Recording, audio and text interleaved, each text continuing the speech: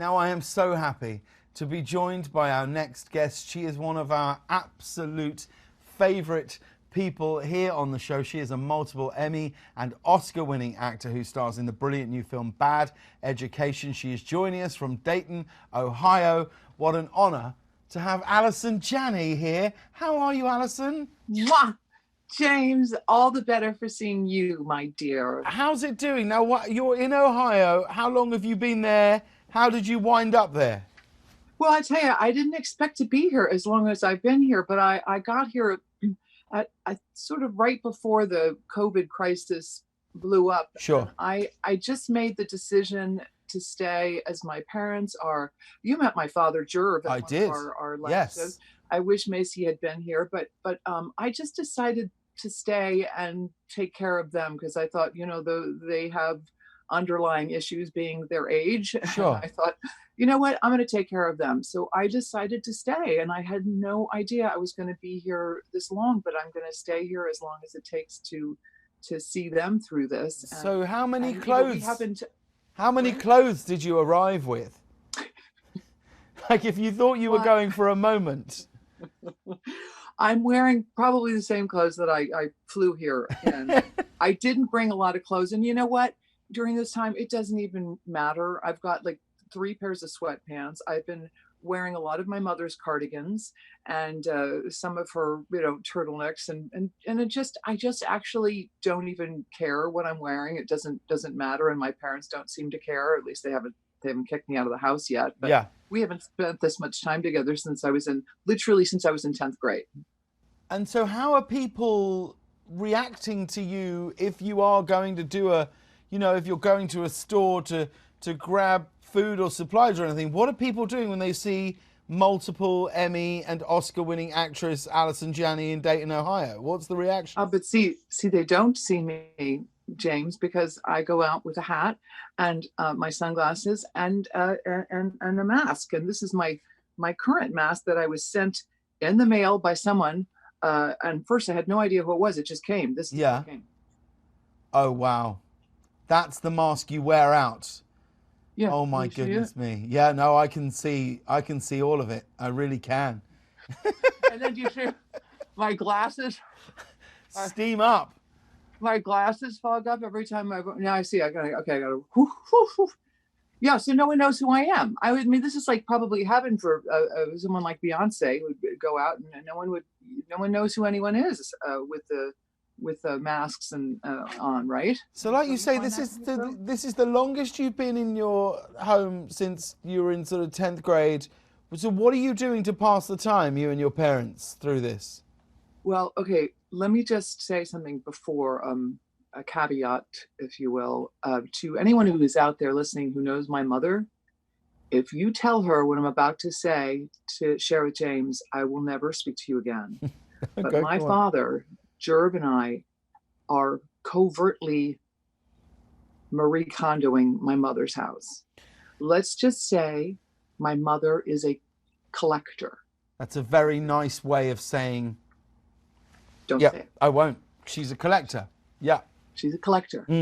My mother is one of the most generous people on the planet. She buys gifts for everybody. Mostly I found tea towels.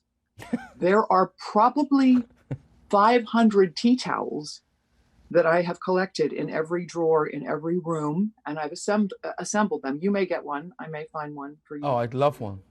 Have that. But then there are a lot of things that she saved from like grocery lists from 1972, and she doesn't want them thrown out for some reason. But anyway, I've decided that they need to go. So how covertly are you getting these things out of the house? Well, my dad and I are we operate in a team. Right. I'm like, Dad, I will distract her with asking her about something like this. You sneak out the front door and go around the back so she doesn't see you. And he pulls his Chevy Tahoe up to the garage and lifts it up. And we load it up with stuff that she doesn't really need. And anyway. So how many trips have you done so far? How much have you got rid of? My dad loves to go to the dump. A dump trip is like his favorite thing in the world. Right. To go to the dump and get rid of stuff. And I love to go to the dump with him. And I think I can say safely that I have been to the dump at least 25 times since I've been Oh, wow. here in Dayton, Ohio.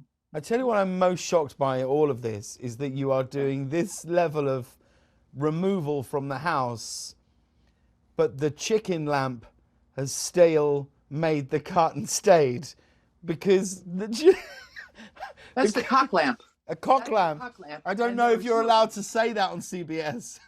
But it's a cock. But it's It but is. it is. I can see your cock. I can see your cock lamp. But here's the thing. I've never been looking at a lamp before and thought, you know what this lamp is missing? A cockerel just casually strolling by it. He's got a mate too. There's another cock in my bedroom. You've got a pair of cocks. I've got a pair of cocks, and I'm taking them home with me because I love my cocks. Sure. I think they're really beautiful. My thing with this is, at some point, somebody made this lamp and showed it to a friend and said, you know that thing I've been working on? You know I've been working on that lamp? And they go, yeah. They go, well, I finished it. You should come and see it. And they go, oh, it's a light with a cockerel just strolling past it. And they go, yeah, it's a cock lamp. Yeah, that's what it is. What have you got in your It's hand? really, listen, it's a rooster, right? Sure. A rooster and a cock, are they the same thing? I think CBS would be much happier with us calling it a rooster. Well, a rooster lamp then. Sure. But are they the same thing? I don't think they are. Cock, the same thing. I don't think they are. I don't know if you noticed this too. There's a cannon up there with the cock. Because you can't have a cock without a cannon. Now, I don't think so. I was. Then, hey James, you know I used to be a figure skater, right? Oh, I do know. Yeah, of This course. was in my childhood room. This lovely. Wow. Maybe. Oh, Gosh, you didn't. Is it? It's not broken, is it? it's not. Oh my God. Maybe. How old were you when you had that in your room? Well, I was a figure skater up until I was 17, so I probably had this in my room from like 14 to 16 or somewhere in there. You This know. entire time you're thinking, one day I will win an Oscar to play. No, I the- thought I'd win a gold medal. I was going to go to the Olympics. Wow. That's what I thought, James, and that didn't happen. And instead, I got an Oscar. and Well, I picked that. that'll do. That'll do, I That'll think. do. Now, I want to talk to you because I never knew Okay. this. We had Stanley Tucci on our show last week. He made us a martini. He was in London, I was here, and we mixed my first ever martini together. But I didn't know until I was reading this morning, Stanley Tucci was incredibly influential in the start of your career. Is this right? Oh, totally. Stanley Tucci and I did this play called Fat Men Wearing Skirts by Nikki Silver, one of Yeah. my favorite plays I did with Marissa Tomei right after she had won her Oscar. And she and Matt McGrath, and we did this play, and Mike Nichols came to see the play, and then he cast me in Primary Colors, and Primary Colors Aaron Sorkin saw, and he cast me in. Well, it was just this cascading series of events that happened because Stanley put me in Big Night in his movie. And then things started happening because of I owe my career to Stanley Tucci and Howard Stern. He would be upset if I didn't say Howard Stern because I did private parts, and Howard's always sort of claimed responsibility for my career. But didn't Stanley Tucci used to give you a pep talk before you walked out on stage? He did. I don't know how he knew that I was that kind of actor, but I always would, before I'd go on, I'd say, Stanley, say the thing. And he'd go, "You're a terrible actress. Go out there and stink up the place like I know you can." And it just filled me with confidence. I don't know why. I'm funny that way, but if someone says you're terrible and you can't do something, I'm like, oh yeah, watch me. It just gets my. But he also has a gift of being able to say anything and it feel innately charming. He does. That's true. Yeah. As do you, I would say. You have that same quality, but Well, Stanley definitely has that. I do with an edit. Now, let's talk about Bad Education. I'm a real fan of this film. For anyone who hasn't caught it yet on HBO, explain to them what it's about and who you play. I play the assistant superintendent of business at the Roslyn School District.